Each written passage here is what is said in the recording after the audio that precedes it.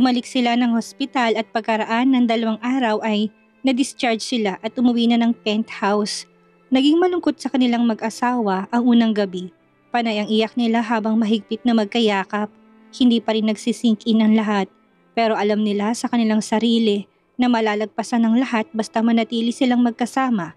Hindi lang ang unang gabi ang naging malungkot nang dahil sa masalimuot na nangyari. Dahil maging ang mga sumunod pang mga araw, lalo nang magpaalam si Mr. Celis na babalik na siya ng Canada. Oo, at maayos ng relasyon ng mag-ama, ngunit para kay Criza ay hindi pa rin ito sapat. Kaunting panahon pa ang ginugol ng ama sa kanya. Walang patumpik-tumpik na isinatinig yun ni Criza. Kailangang mailabas na yon sa kanyang isipan nang sa ganon ay gumaan naman ang kanyang pakiramdam. Ayaw na niyang magkimkim, lalo kung samayo ng loob. Magkikita tayo ulit, iha. Magpagaling kang mabuti. Bibisita ako dito next month. Uwi ako. Marami pa tayong magkasamang gagawin. Marami pa tayong kailangang pag-usapan. Madamdaming pahayag ni Mr. Celis sa anak. Tumango lang si Criza na wala nang ibang sinabi matapos nabigyan ng mahigpit na yakap ang ama. Naniniwala siya na gagawin niya to. Hindi na sinubukan na pigilan ng kanyang ama sa nais na gawin. Tumawag po kayo sa akin kapag nasa Canada na. Palagi po kayong tatawag kahit magkalayo tayo. Oo naman, iha. Palagi akong tatawag sa'yo. Tahimik lang silang pinagmasdan ni Nick habang nakasandal ang katawan sa dahon ng pintuan ng silid. Binigyan niya ng pagkakataon na makapagpaalam ang mag-ama kung kaya naman hindi na siya sumabat pa. Alam din ni Mr. Celis ang naging desisyon niya patungkol sa kanilang anak na si Nixa. Literal na tanging si Criza lang ang walang alam. Saka na lang nila ipapaalam kapag okay ng lahat. Pero hanggat hindi pa ay ililihim nila ito sa asawa na alam niyang hindi pa rin lubos na magaling at matatag ang mental health. Mabuti na yung ganito kaysa magkamali ulit sila. Iho, aalis na ako. Makahulugang lingon ni Mr. Celis sa kanya. Tumango lang naman dito si Nick. 1 linggo pa at nagpasya silang mag-asawa na magtungo ng Switzerland kung nasaan si Miss Jen. Ganun na lang ang galak sa puso ng babae nang makita si Criza. Sinulyapan niya si Nick na hindi naman lingid sa kaalaman niya aksidente nito dahil kumalat to online. Sa tingin ng babae mukhang magaling ng abogado. Napanood niya rin ang video nito kung saan ay nag-announce to ng retirement. Nakakapanghinayang dahil bata pa pero batid ng babae na ganun niya kamahal ang asawa kung kaya naman na ito ang pinili niya. Ganun naman dapat kapag nagmamahal ka. OMG! Namimilog ang mga mata ng babae na napaahon sa kanyang kama. Naka-admit siya sa ospital dahil sa pagpapagamot. Doon na siya nakatira. Magtatagal ba kayo dito? Masaya ako na muli kitang makita, Mrs. Bentacourt. Wala na ito ni isang hibla ng buhok sa ulo na nababalot ng makulay na scarf nang dahil sa chemotherapy, ngunit nanatiling masayahin ang babae. Hindi kakabakasan ng lungkot ang buo niyang muka. May hinang natawa si Criza nang makitang giliw na giliw sa kanyang babae. Mahigpit niya itong niyakap matapos na ibigay ang pasalubong niya. Masaya rin naman siya na muli itong makita na unti-unting bumabangon sa kanyang pinagdaanang sakit niya. Bakasyon lang, Miss Jen. Hindi namin alam kung hanggang kailan pero hanggat narito kami, bibisitahin kita. Ngumisi pa ng malaki si Miss Jen. Titig na titig sa mukha ng dating ka-business partner niya sa music center. Finally, Mrs. Bentacourt ka na nga. Hawak pa nito sa isang kamay niya na marahan niya lang pinisil. Mahinang natawa lang si Criza habang nakatitig sa mukha ni Miss Jen. Tuwang-tuwa na napalitan ng kanyang apelyidong ginagamit. Nakikita niya sa mga mata nito ang saya niya dati at excitement na magiging asawa nga niya si Nick. Pinag-usapan nila ang music center kung saan ay nag-hire si Nick na mag-asikaso habang wala si Criza. Sigurado ka, Nick, na wala kang importanteng trabaho sa Pilipinas? Ulit ni Criza habang umiinom sa baso ng kanyang cocktail drinks. Namumula ng kanyang magkabilang pisngi, bunga ng klimat ng alak sa iniinom niya. Nasa Le Pachor sila ngayon ng asawa, isang rooftop bar sa Paris kung saan matatanaw ang maganda at sikat na Eiffel Tower ng Paris, France. Umiinom ng whiskey ang asawa habang si Criza naman ay kaharap ang baso ng kanyang margarita. Kapwa nila ninanamnam ang gabing iyon. Ilang beses niyang sinipat ng tingin si Nick na panay ang tingin sa screen ng cellphone na parang may hinihintay na mahalagang message o tawag. Yun na nagbigay sa kanya ng dahilan para magtanong. Naisip niya na baka may kailangan pala itong unahin sa Pilipinas, pero ipinagpaliban niya. Wala, si Dad lang. May sinasabi sa akin tungkol sa minor problem ng negosyo. Angat ni Nick ng tingin na malapad ng ngumiti sa asawa. Pinisil niyang hawak na palad ni Krisa bilang assurance na yun lang talagang iniisip niya. Kumibot-kibot ang labi ni Krisa habang nakatitig sa mukha ng asawa. Nahulaan naman kaagad ni Nick ang iniisip ng asawa. Mahina na siyang natawa. Ang totoo, alibay lang ni Nick yun. Ang text na tumitingin sa anak ang hinihintay niya. Mrs. Bentacourt, at nag-retire ako bilang abogado. Pero hindi naman ibig sabihin nun ay jobless na ng tuluyan ng asawa mo. Nakalimutan mo yata na may mga negosyo pa rin ako na si daddy mo nang sumalo. At kahit na retired na ako sa mga court hearing, naroon pa rin naman ang law firm. Matayog na nakatayo. Wala akong planong buwagin yon o tanggalan ng trabahong daan-daan kong empleyado. Dahil lang sa bigla ang announcement ng retirement ko. Napanguso na si Krisa na sinandal ng ulo sa balikat ng asawa. Unti-unti bumubuti siya, gumagaling. Naghihilom ang bawat sugat ng kanilang pagsubok at hamon ng kahapon ng asawa. Yung sakit sa kalooban niya ng pangyayaring iyon ay unti-unting nababawasan. Hindi man tuluyang nawawala pero masaya siyang naiipsan. Isang buwan na silang wala sa bansa. Sa loob ng isang buwang iyon ay marami na silang napuntahan ng asawa. Ginawa na nga yata nilang kanto ang bawat bansa sa Europe kung puntahan nila. Masaya siya sa ginagawa nila ni Nick ngayon. Bukod sa quality time na dati hangad niya at nang makapag-travel sila ng sila lang, naramdaman niya pa kung gaano siya kamahal ng asawa na handang gawin ang lahat para lang sa kanya. Paulit-ulit nito yung pinaparamdam, hindi lang sa travel, sa paglulustay ng malaking halaga o pagbibigay sa kanya ng mga bagay na hilingin niya. Yung oras nito at panahon na kasama niya, doon palang bawing-bawi na siya at siguradong sigurado na siyang mahalaga siya. Balik na tayo ng Pilipinas. Walang ano-ano'y usal ni Krisa bago niya maubos ang margarita. Tumagal ang titig ni Nick sa mukha ng asawa para siyang nabingi sa sinabi ng asawa. Pinagnilayan niya ang timbre ng boses nito. Wala naman siyang makapanglungkot o napipilitan lang. Normal lang yon. Walang pagsidla ng tuwa ang puso niya nang makitang nakakatulong sa asawa ang ginagawa nilang quality time. Subalit tama to, kailangan na nga nilang bumalik ng Pilipinas dahil kailangan na niyang puntahan ng anak kung saan niya ito dinala. Hindi niya ito nilabas ng bansa. Magiging delikado yon kung gagawin niya. Nasa isang laboratory to, asamay nilang tinayo ng samahan ng mga doktor na mula sa iba't ibang bansa upang pag-aralan at i-conquer ang human biological genes. Sumugal siyang ibigay ditong kanilang anak para maging subject. Mahal ang bayad doon pero wala siyang pakialam sa halaga. Nung malaman nila ng tiyuhin ni Krisan tungkol dito, nag-offer to ng halaga pero tinanggihan yun ni Nick. Masyado siyang mayaman upang tumanggap ng pera sa governor. Hindi yun dahil sa pride niya. May pera talaga siya at kahit magkano pang hingi ng doktor sa kanya, walang kurap na handa siyang ibigay yon kaagad dito. Huwag na, governor. Marami ako sa lapit, handa kong gastusin yun kay Nixa. Kahit na ikapulubi ko pa.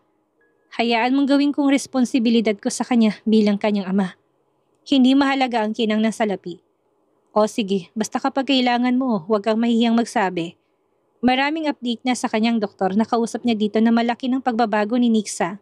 Ilang beses na siyang inimbitahang pumunta na gustong gusto niyang gawin, pero hindi pwede dahil kailangan niyang samahan ng asawa. Hindi naman niya magawang dahilan yon sa asawa kaya nagsabi siya dito ng white lies at ginamit ang kanyang ama. Sinubukan na rin niyang pupuntahan to kay Governor Barcelo na sumaglit lang doon. At hindi nagtagal dahil sa pagiging busy rin nitong tao. Saka isa pa, bilang ama, responsibilidad niya rin na siya mismo ang pumunta. Saang bansa pa ba ang gusto mong puntahan? Hawi ni Nick ng ilang takas na hibla ng buhok ng kanyang asawa sa mukha. After natin doon ay saglit tayong umuwi ng Pilipinas. May aayusin lang ako. Tapos balik tayo ulit sa labas ng bansa para ituloy ang travel escapades. Handa akong samahan kang lumibot sa buong mundo, Chris. Alam mo yan. Napaahon na si Krisa sa pagkakasandal. Sa unang pagkakataon, kinikilig na naman siya sa banat ng asawa. Yung magbakasyon sila sa isang bansa ay sapat na sa kanya, pero yung ibigay nito ang lahat ng gusto niya, iilan lang ang lalaking makakagawa nun sa babaeng mahal nila. Masaya pa rin ang regalong oras at panahon, kumpara sa material na bagay. Alam niyang mahal siya nito, pero hindi niya pwedeng abusuhin. Isa pa, miss na rin niya ang madrastang si Vanji kaya parang hinihila na rin siya ng kanyang katawan na umuwi ng bansa at mag-spend naman dito ng oras. Pag-iisipan ko pa kung saan, pero sa ngayon after natin dito, uwi na muna tayo ng Pilipinas. Miss ko na si Mama. Ilang segundong natahimik si Nick. Muli pang pinag-isipan ang mga sinabi niya. Sure ka ba sa plano mong yan, Chris? Baka mamaya iniisip mo na naman ako. Huwag mo kong alalahanin. Hinarap na siya ni Chris at walang pakundangang hinilang magkabila niyang pisngi. Medyo tumutubo na ang balahibo ng asawa sa mukha kung kaya naman mas naging gwapo to sa kanyang paningin. Segundo ang lumipas nang titigan niyang asawa sa kanyang mga mata. Dumukwang siya at inabot ang labi nitong basa pa ng iniinom na whiskey. Hindi gusto ko talagang umuwi at umakyat ng Baguio. Yun ang gusto ko, Nick. Hindi ako napipilitan lang. Gaya na napagkasunduan nila, umuwi sila ng bansa. Ilang gabi lang silang natulog sa penthouse at inihatid na siya ni Nick sa Baguio. Ilang gabi rin doong namalagi si Nick para sa asawa bago nagpa siyang bumaba na rin ng Maynila. Iho, sure ka ba na hindi ka magtatagal? Si Doña Josefina nakailang ulit ng tanong kay Nick. Gusto siyang pigilan nito dahil batid ng matanda na stress pa rin ito sa kanilang pinagdaanang mag-asawa. Lola, may negosyo siyang aasikasuhin. Retire na siya sa pagiging abogado pero may business pa siya. Hindi ikaw ang kausap ko, Kriza. Pabirong sagot ng Donya sa kanyang apo. Nagkatawanan sila doon. Nasa hapagkainan sila na pagkatapos noon ay tutulak na pababa si Nick. Iiwanan niya na doon si Krisa at kapag nagsawa na sa kanya ito susunduin. Iyon ang kanilang napagkasunduan. Payag din ditong asawa dahil iniisip ni Krisa na malulungkot siya kapag maiiwang mag-isa sa penthouse. Ayaw din naman niyang pumunta pa ng music center. Wala pa siya sa mood na kunin yon at hawakan muli. Panaka-naka ang sulyap kay Nick ni Gaston na alam kung ano ang kanyang kailangang asikasuhin. Sa Maynila kung kaya naman at itong makababa. Aakyat po ako, Lola Josefina. Dito kapag natapos kaagad ako sa mga bagay na dapat kong asikasuhin. O sige, hindi namin pababayaan itong asawa mo. Dito sa aming piling kaya wala kang dapat na ipag-alala. Hindi pa nakakalabas ng area ng Baguio ang sasakyan ni Nick na makatanggap na naman siya ng tawag. Hello? Hi, Mr. Bentacourt. Gusto ko lang pong ipaalam sa inyo na nagbukas na po ngayong araw ang mga mata ng inyong anak at ang sigla-sigla niya. Bilang ikaw ang ama, gusto kong sa inyo unang sabihin ng magandang balita. Baka po may time kayong bumisita. Nasa bansa na ako, kaso pababa pa lang ako ng Baguio. Diyan ako dederecho pagdating ko ng Maynila. Sige po, Mr. Bentacourt. Punta na lang po kayo dito. Bukas ang laboratory para sa inyo anumang oras. Bumuhos ng emosyon ni Nick pagkatapos na mamatay ang tawag. Kinailangan niya pang itabi ang sasakyan upang umiyak lang. Walang patid ang bagsak ng kanyang mga luha habang sapo niya ang dibdib na malakas ang pintig. Nung dinala niya doon ang anak, gahibla na lang ang pag-asa na makaligtas ito. Ngunit sa sinabi ng doktor, malaki ang pag-asa niyang magtagumpay ang ginagawa niyang pagpapagamot dito. Kung malalaman yun ng kanyang asawa, paniguradong sobrang saya rin ito. Ngunit ngayon, hindi niya na pwedeng malaman ang bagay na yon. Hindi pa pwede. Unti-unting pinagsalikop ni Nick ang nangangatal niyang dalawang palad at tumingin sa maaliwalas na langit sa labas ng kotse. Thank you, Lord. Maraming salamat sa sinagot mo ang palagi kong dasal kahit na makasalanan ako. Turan niyang walang patid ang pagbaba ng masaganang luha. Hindi nakalungkutan kung hindi kasiyahan dahil sa unang pagkakataong nakaranas siya ng himala ng lumikhang maawain at mapagmahal sa anak. Bugto at namumula pa rin ang mga mata ni Nick nang sapitin niyang laboratory. Hindi niya alintanang pagod lalo nang salubungin siya ng isang blonding doktor at iabot sa kanyang maliit na capsule kung saan naroon sa loob nitong anak na si Nixa. Ang bunga kala niya ay tapos na siyang umiyak pero nang makita niyang malaking pinagbago ng anak magmula nang dalhin nila doon ni Governor Barcelo, muli pa itong bumuhos na parang malakas na ulan. All I can say is that your daughter is a good fighter, Mr. Bentacourt. Puri ng doktor na proud ang muka. Hindi ni Nick itinago ang halo-halong emosyon, lalo pa nang maingat niyang kargahin ang capsule na kahit hindi nagkakaroon ng kontak ang kanilang balat ni Nixa, alam niyang nakikita siya nito. Ramdam siya ng anak. The survival rate now is 50%. It's quite high now. Mula sa 10% na sinabi ng ospital sa kanya, nagawa niyang muling mapataas ng mga doktor na pinagkatiwalaan niya. The only problem is Nixa is difficult to feed. Because of the treatment methods, we don't know what accidents could happen to her as she grows. What I mean is, she must stay in our laboratory for observation and monitoring until she turns 2 years old. Besides that, there's a huge possibility that she could live a normal life like other kids at her age. Walang masabi dun si Nick dahil natameme na siya. Hindi na rin niya nagawa pang maintindihan kung anong pinagsasabi ng doktor sa kanyang kausap. Bumuhos pang kanyang emosyon na para bang kung noon ay sobrang lugmok na siya. Ngayon ibinigyan siya ng dahilan ng anak upang muling kumapit sa hibla ng kanyang pag-asa na magiging normal din ang lahat.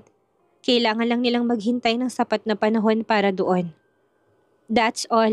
I leave you and your daughter alone for now. Naburo pang mga mata ni Nick sa anak na kasing puti ng ina. Kakulay din ang buhok ni Krisa na brown na medyo kulot. Bilugan ang maganda at maliwalas ng mga mata na kulay brown. Manang-mana rin sa ina.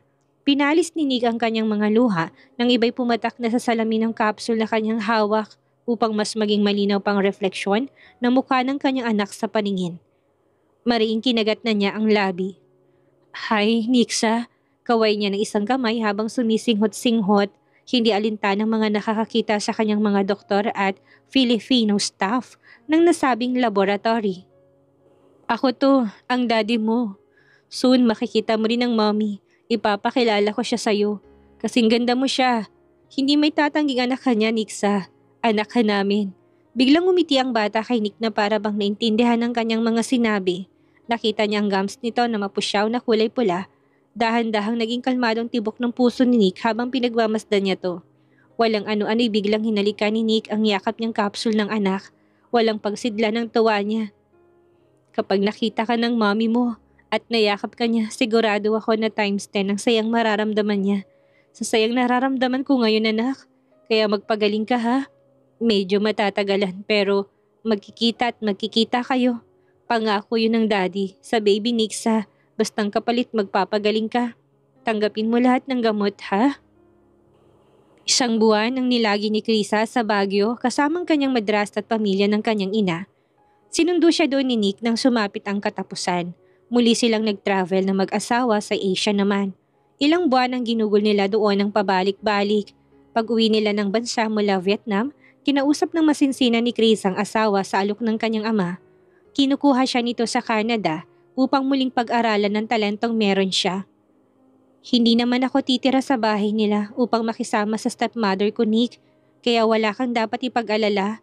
Nakatitig kasi sa mukha niyang mga mata ni Nick matapos niyang sabihin yon.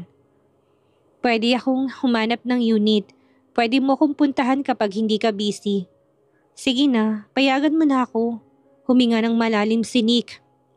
Hindi niya inaasahan yon dahil ang akala niya, after nila ng Asia escapades ay mananatili na sila sa bansa. Babalik ito sa paghawak ng music center niya at mamumuhay na sila ng normal. Hindi niya naisip na gusto pa pala nitong abutin ang kanyang pangarap.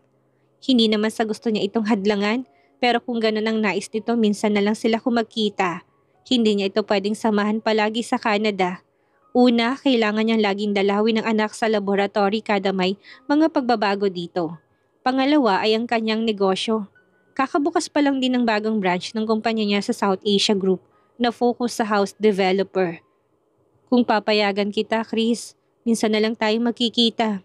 Alam mo naman ang responsibility ko dito pero kapag may free time ako, pwede kitang puntahan. Bansa ang pupuntahan mo, tindi lang naman aakyat ka ng Baguio eh. Pinasigla ni Chris ang kanyang mukha. Gusto niyang iporso ang pangarap niya kahit na medyo late na siya doon. Pero pinapayagan mo ko? Hindi umimik si Nick. Kung siyang tatanungin, ayaw niyang malayong asawa. Hindi sa walang tiwala siya sa kanya pero traumatized siya na malayo to.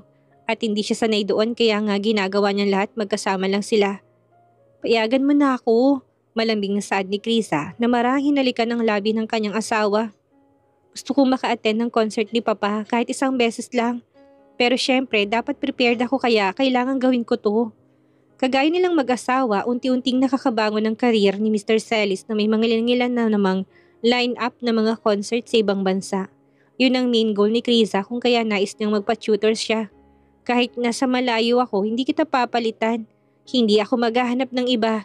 Ipapangalandakan ko na married na ako kay Nick Bentacourt. Marinig pa lang nilang pangalan mo, kakabahan na silang makipaglapit sa akin. Medyo natawa si Nick sa sinabi ng asawa. Alam niyang binobola lang siya nito, ngunit sino ba siya? Kahinaan niyang kaligayahan ni Kriza. Para sa kanya kapag nakita niyang masayang asawa, masaya na rin siya. Pinayagan niya ito.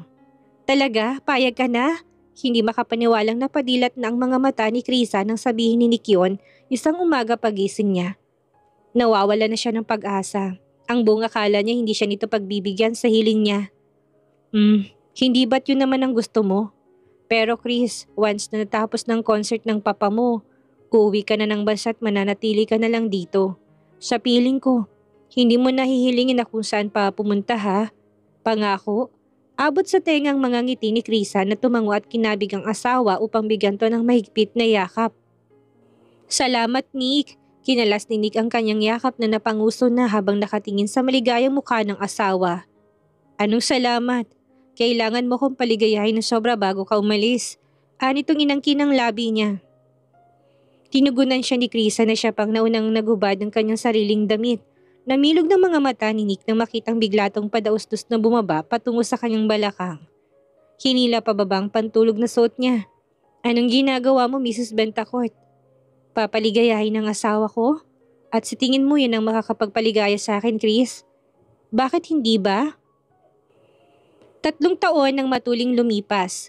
Kagaya na napagkasunduan nilang mag-asawa, hinayaan ni Nick na tuparin ni Chris ang naudot niyang pangarap ng dahil sa kawalan ng sapat na pera.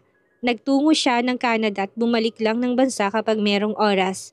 Hindi naman siya matiis ni Nick na hindi makita, kung kaya madalas ang paglabas nito ng bansa upang puntahan ng asawa kada buwan.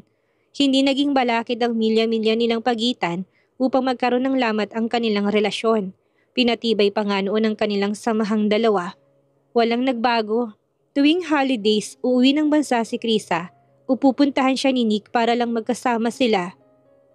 Uuwi na ako ng Pilipinas bukas, attorney. Palatak ni Krisa habang ka-video call ang asawa. Baka sa kanyang boses at mukhang excitement.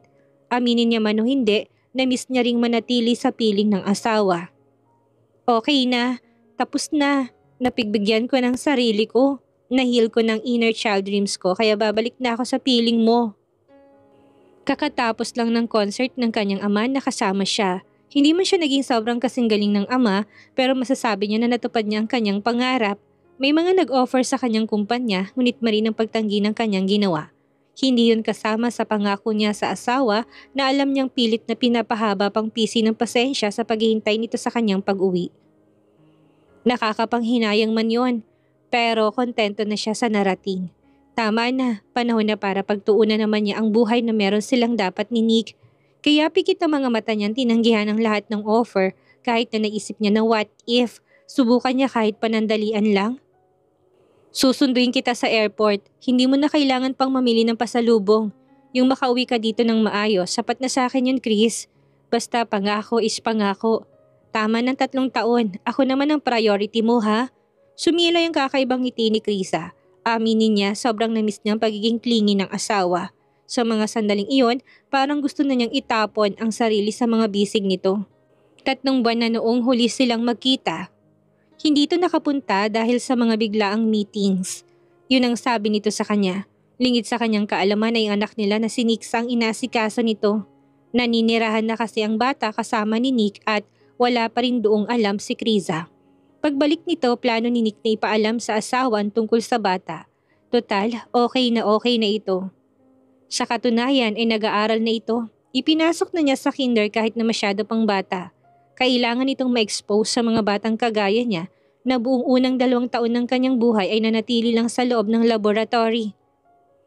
Oo na, attorney. Heto na nga't uuwi na ako. Dapat may after party pa si Papang inihanda pero sabi ko, uuwi na ako. Hindi na ako pupunta at nagtatampo ka na. Masyado man na akong pinagbibigyan kaya ikaw naman ang pagbibigyan ko. Bukas, nariyan na ako. Mali, sa 1 araw pala, nariyan na ako. Kapiling mo na ulit. I miss you so much, attorney. Naluluhan na si Nick sa labis na galak sa kaalamang makakasama na niyang asawa. Magagawa na niyang plano niyang maipakilala ito sa kanilang anak. Ang isipin pa lang na magkikita ng mag-ina, sobrang ligaya niya na kaagad. I miss you too, Chris. Hindi mo alam kung gaano kita araw-araw na sobrang namimiss. Gumuso na si Krisa, nadagdagan pa noon ang pangungulila niya sa asawa. Pinatay na rin niyang tawag bago pa sila magkaiyakan. Idinahilan na lang niya na kailangan niyang mag-impake ng mga dadalhin. Pero ang totoo, ilang linggo nang nakagayak ang kanyang maleta. Nasa plano na niyang right after ng concert ay babiyahin na siya pauwi. Si Unique, pilit niyang pinasigla ang tinig kahit pa medyo naiiyak na siya. Matapos ang tawag ay nagpa siya na si Nick na umuwi. Nasa opisina pa siya ng mga sandaling iyon at may tinatapos na trabaho. Pero dahil sa tawag ng servant na concern sa anak ay kinailangan niyang umuwi kaagad. Maliit siyang napangiti nang pumasok sa bakuran ng isang marangyang villa ang kanyang kotse.